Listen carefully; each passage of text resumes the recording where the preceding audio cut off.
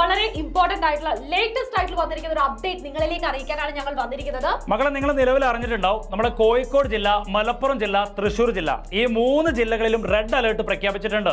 നിങ്ങൾക്കറിയാം, red alert എന്ന് പറഞ്ഞു കഴിഞ്ഞാൽ എക്സ്ട്രീംലി ഹെവി റെയിൻഫോൾ ആണെന്നുള്ള കാര്യം അറിയാവുന്നതാണ്.